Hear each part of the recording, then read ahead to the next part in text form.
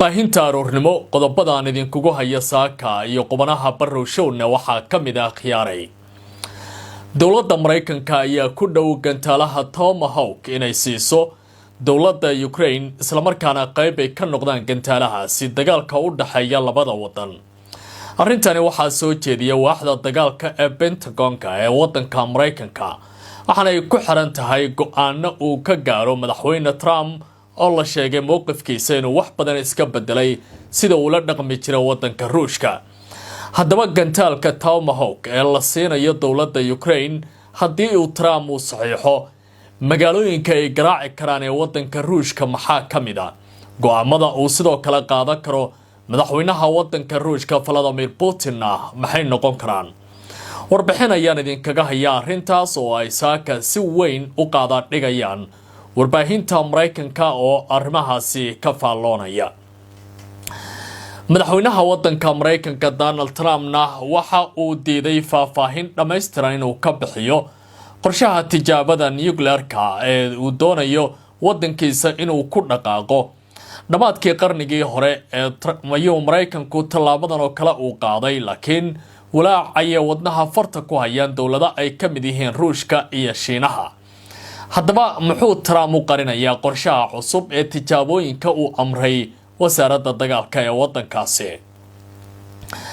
madaxweynaha wadanka Venezuela Nicolas Maduro waxa uu ka codsaday 3 wadan oo waaweyn in ay taageero iyo kaabid military siiyaan xilli ay suuragal tahay Mareykanku inuu duqeymo ku qaado qaybo ka mid ah wadankaasi.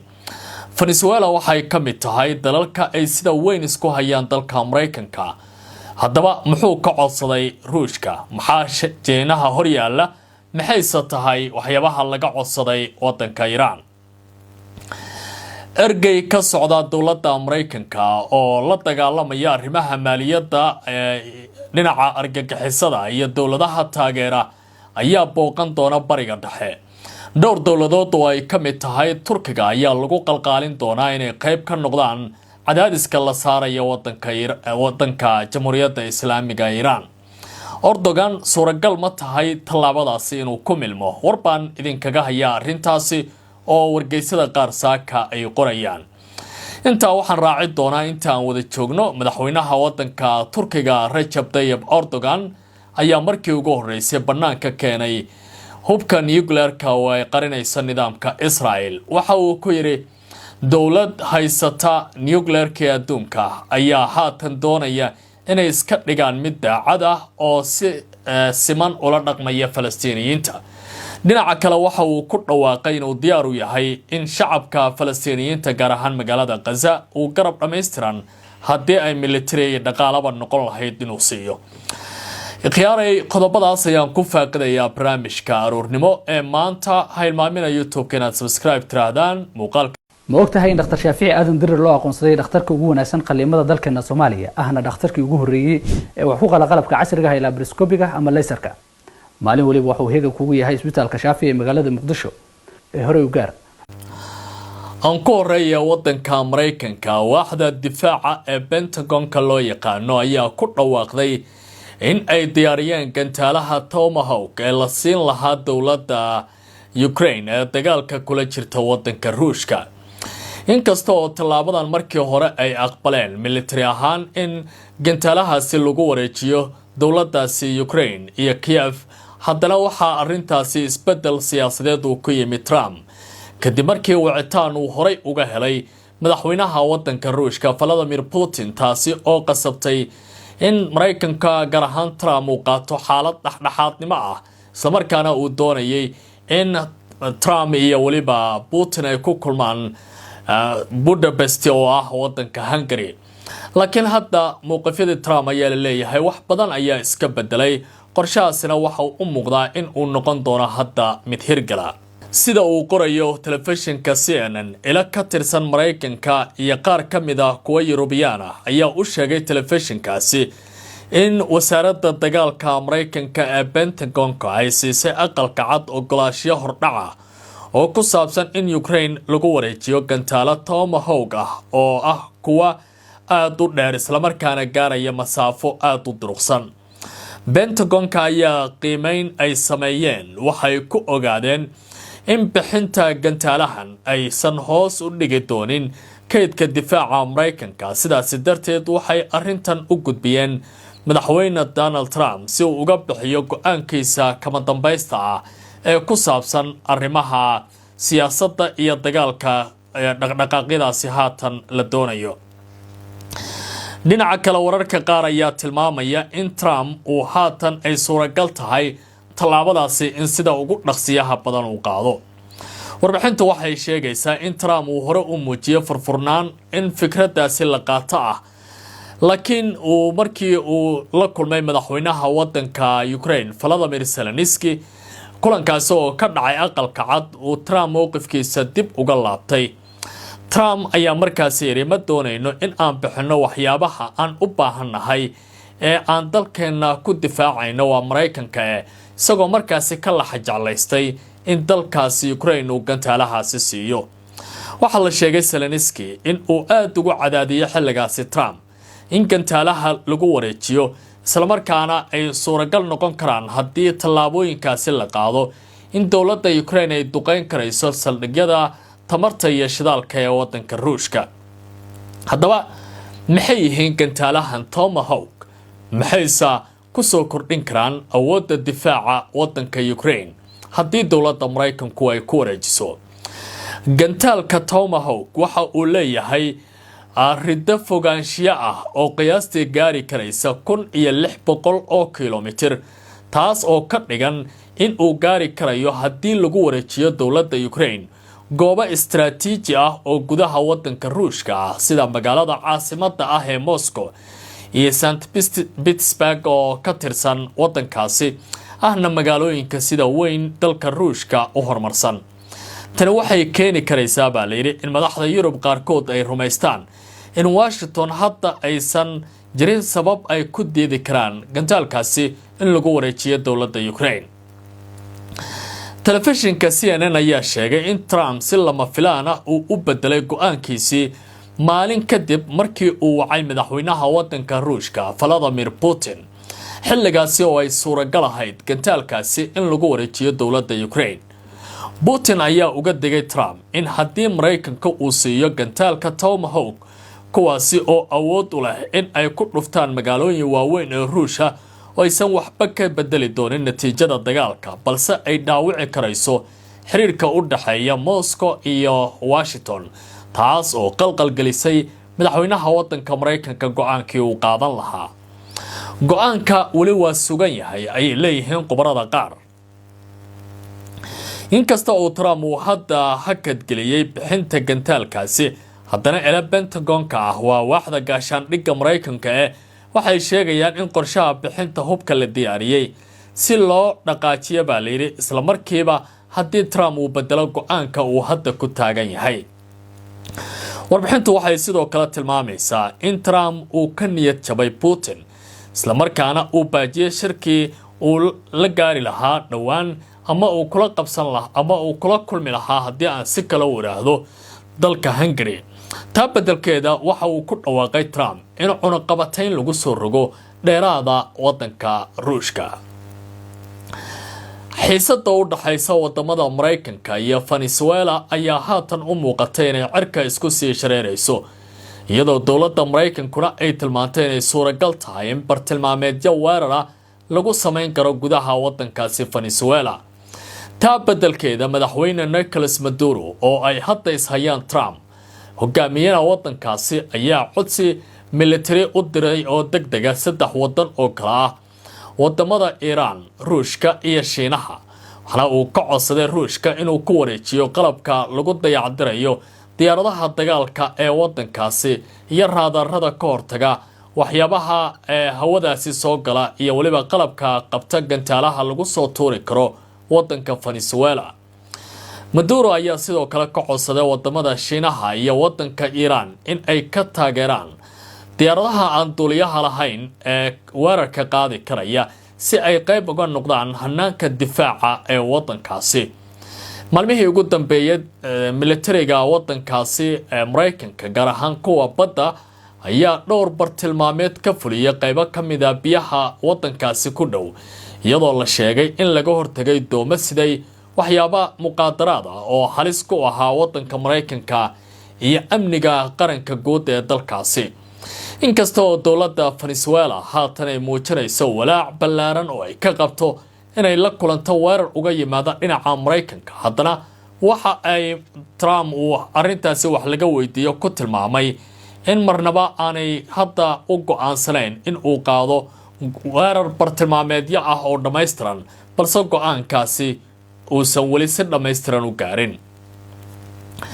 isla wararka Mareykanka iyo Trump ayaan ku guda jirnaaye weli waxaa mugdi ku jira nooca tijaabada nuclear-ka ah oo dowladda Mareykanku ay samayn karayso, taas oo Trump uu amray Pentagon-ka iyo wasaaradda dagaalka ee waddankaasi ee Pete Hegseth oo hogaamiyo. kadib markii Trump uu sheegay in dowlado waaweyn oo Britain kula jira waddankiisa ay qaadeen tallaabooyin u dhigma midda Mareykanku uu haatan doonayo. laakiin waxaa la isweydiinayaa tijaabadan ma kuwa qaraxyo ay la socdaan oo ayuu Trump amray in la sameeyo, mise waxaa jira hanaan kale oo ka bedelan oo dhulka hoostiisa ah oo lagu samayn doono tijaabooyinkaasi uu Trump uu soo bandhigay in lagu dhaqaaqo. sida uu qorayo wargeyska Ra'yul Yawm oo xiganaya qaar ka mid ah warbaahinta waddanka Mareykanka, waxa uu leeyahay madaxweynaha dalkaasi Donald Trump ayaa jimcihii ku sii adkaystay mugdiga ku hareeraysan qorshaha ku saabsan dib u bilaabidda tijaabooyinka hubka nuclear-ka, isagoo sheegay in shacabku ay si degdeg ah u ogaan doonaan haddii uu damacsan yahay in uu amro tijaabo Mareykan ah oo cusub oo nuclear-ka ah, taas oo noqon lahayd tii ugu horeysay ee Mareykanku uu sameeyo 1992 laga soo bilaabo. Trump oo la hadlaya saxaafadda isagoo ku sugan gudaha diyaaradda Air Force One ee madaxtooyada ayaa waxa uu yidhi waxaan samayn doonaa qaar ka mid ah tijaabooyin wadamo kaleba waa ay sameeyeen, haddii ay iyagu sameeyeen innaga maxaa inoo diidaya in tallaabadaas oo kale aan ku dhaqaaqno. hadalkan ayaa yimi kadib markii warbaahintu ay ka codsatay in uu caddeeyo ujeedada amarkiisii toddobaadkan ee ku wajahnaa wasaaradda dagaalka ee Mareykanka ee Pentagon-ka in ay dib u bilowdo tijaabooyin nuclear ah, taas oo walaac geliyay qaar ka mid ah dowladaha waaweyn ee adduunka oo tallaabadan isweydiinaya qaabka loo qaadi karayo. Mareykanku waxa uu tijaabadii ugu dambeysay sameeyay sanadkii 1992, wixii intaasi ka dambeeyay waxaa lagu bedelay tijaabooyin kombiyuutar iyo agab dayactireed oo loo adeegsanaya hanaan xisaabeed oo dheelitiran. Trump ayaa toddobaadkan ku dooday in Ruushka iyo Shiinuhu uu ku tilmaamay laba ka mid ah kuwa ugu waaweyn ee la tartamaya Mareykanka ayna samaynayaan tijaabooyin gaar ah, sidaa daraaddeedna Mareykanku u baahan yahay in uu la socdo tartankaasi aanu ka harin waxa ay samaynayaan dowladaha. marka la eego xogaha rasmiga ah ayaa muujinaya in Ruushka iyo Shiinuhu ay muddo dheer u hoggaansanayeen heshiiska joojinta tijaabooyinka nuclear-ka iyagoo aan samayn wax qaraxyo ah oo cusub oo 10 sano intii ay tallaabooyinkan qaadayeen ama ay ku guda jireen arrimahooda nuclear-ka taabanaya. mowqifka Trump weli mugdi ayuu ku jira ayuu leeyahay telefishinka CNN oo warbixintan si qoto dheer u sii dhiraandhirinaya. telefishinku waxa uu leeyahay saraakiil Amerikaan ah ayaa sheegay in mowqifka Trump laga yaabo in uu ku salaysan yahay walaaca uu ka qabo tijaabooyinka Ruushka ee gantaalada iyo waliba agabyada kale ee gujisyada ah ee badda hoosteeda quusa ee nuclear-ka xambaara, inkastoo tijaabooyinkaasi aysan ahayn kuwa qaraxyo nuclear sameeyay oo dhab ah inta ilaa iyo haatan laga warhayo. markii la weydiiyay faahfaahinta ku saabsan waxa uu qorsheynayo inuu sameeyo, Trump arrintaasi kama bixin tafaasiil dheeraad ah, laakiin hadal la yaab leh ayuu ku jawaabay, taasoo warbaahinta Mareykanku ay si weyn u qorayaan. Trump waxa uu yidhi ma jawaabayo si buuxda, ayaan u ogahay waxa aynu samaynayno iyo meesha aynu ku samaynayno labadaba. haddii wadamo kale ay arrintaa ku dhaqaaqaan, innagana waxaynu samayn doonaa tallaabo aan iyaga ka liidan oo ku saabsan tijaabooyinka nuclear-ka, tan oo muujinaysa walaaca iyo cabsida laga qabo haddii tallaabooyinkaasi lagu dhaqaaqo. markaan eego wararka Mareykanka iyo bariga dhaxana dhawaan waxa gobolka bariga dhexe u socdaali doona mas'uul sare oo ka tirsan dowladda Mareykanka oo u qaabilsan waaxda maaliyadda Mareykanka gaar ahaan ku xigeenka xogayaha maaliyadda ee arrimaha argagixisada iyo sirdoonka maaliyadeed ee koortaga arrimaha argagixisada iyo waliba dowladaha maalgeliya labadaasi. hogaamiyahan oo lagu magacaabo John Harley ayaa booqan doona wadamo dhowra oo ku yaala bariga dhexe waxaana kamid ah nidaamka Israel, dowladda isutaga Imaaraadka Carabta, wadanka Turkiga iyo Lebanon. dhammaantood waxa uu kala hadli doonaa arrinta ku saabsan in cadaadis lagu soo rogo dowladda Iran si ay uga qayb noqoto baaliri joojinta arrimaha maalgelinta kooxaha argagixiso ee xasilooni darrida ka shaqeynaya ee gobolka jooga. waa sidan hadalkay u dhigeen dowladda Mareykanka oo arrimahan si weyn uga faalloonaysa. inkastoo Israel uu ku hormari doono haddana dowladda Turkiga iyo waliba dalka isutaga Imaaraadka ayaa laga dhaadhicin doonaa talaabadan inay qayb ka noqdaan oo ay Mareykanka ka taageeraan qorshahan dhammaystiran ee ku aadan arrimaha dagaalka iyo waliba xoojinta nuclearka aan ilaahdee dowladda Iran sidii arrintan cadaadis dheeraada loogu saari lahaa. Trump ayaa maalmihii ugu dambeeyay bilaabay cadaadisyada dheeraadka ah uu saarayo dowladda Iran waxaana uu arkaa dowlad awood leh oo ka gudbaysa xadkii loogu talagalay nuclearka rayidka inay joogto haatanna ku dhawaale leeyahay inay bambooyin soo saaraan. ugu dambeyntiina madaxweynaha wadanka Turkiga Recep Tayyip Erdogan ayaa hadal kulul oo dhamac ah dhagaha ka saaray nidaamka Israel. waxa uu yiri sidee nidaam haysta nuclear gantaalo dhameystiran kuwa ridada dhexe gaaban iyo kuwa ridada dheer ay haatan isaga dhigayaan kuwa cadaalad ah oo ka shaqeynaya nabad iyo xasilooni gobolkaasi ka dhalata gaar ahaan magaalada Gaza. isagoo ka qayb galaya forum uu soo abaabulay telefishinka TRT ee la yiraahdo shirka TRT iyo madasha adduunka ayaa sanadkan lagu soo hadal qaaday dib u dhiska caalamiga ah iyo nidaamka hore iyo xaqiiqooyinka cusub ee caalamku uu haatan wajahayo. Trump waxa uu yiri ninka la yiraahdo Erdogan waa madaxweynaha Turkiga marka la fiiriyo sida ay u dhaqmayaan Israel waa waxaan haatan indhaha laga qarsan karin. hana carabka uu ku dhuftay inay haystaan nuclear oo ay qarinayeen muddo dheer laakiin hadda Turkigu uu ogaaday tilaabooyinkaasi. wuxuu intaas ku daray dowladdiisa Hiil iyo Hooba inay la garab istaagi doonto shacabka Gaza isla markaana hadalladiisan ay ka bedelaan doonaan kuwii hore u jeedin jiray. waa Erdogan sida uu leeyahay. wuxuu intaa ku daray dowladaha shanta ah ee joogtada ka ah kuraasta golaha amniga ee qaramada midoobay in aanay haatan go'aamin karin buu yiri sida adduunka iyo cadaaladiisu ay noqon karayso. mar kale ayuu ku celiyay halku dhigiisa caanka ahaa ee adduunka shan waa uu ka ballaaran yahay. waxana uu soo jeediyay in haatan la isla qaato qorshayaal cusub oo wax ka bedelaya hanaanka jiraalka adduunka iyo sida ay wax noqon karaanba. waa hadalkii ugu adkaa ee Erdogan uu si isku mid ah u canaanto dowladaha waaweyn ee adduunka iyo Israel. waxana hadalkan uu muujinayaa awoodda dowladda Turkiga xagga militariga iyo siyaasadda ay u leedahay waqtigan. ikhiyaaray subaxnimadan saaka intaas ayaan ku soo gabagabeynayaa faaqidaadii wararkii ugu waaweynaa adduunka waxyaabaha warbaahinta ay qorayaan sida mufakiriinta iyo muxalliliintaba ay wax u arkaan iyo waliba qaabka wax loo dhigayo ee baratanka dowladaha waaweyn ee adduunka ka jira. waa Cabdicasiis Barrow idile si aad macluumaad iyo warar kale aad u heshaan tabinada kale ee soo socda ku soo biira YouTube iyo Facebook labadaba oo follow iyo subscribe soo dhaha. waa mahadsantiin. Ramas Hotel and Restaurant waxa uu leeyahay adeeg dhameystiran waxaana ku diyaara qolol jiif oo heer sareeya hoolka aroosyada iyo shirarka maqaayad furan 24 saac oo leh raashin dheef iyo dhadhan macaan internet xawaare sare leh wiish iyo amni joogto ah. Ramas Hotel waa doorashadaada ugu fiican waxaana uu ku yaalaa Bakaaraha agagaarka isgoyska Carweydka.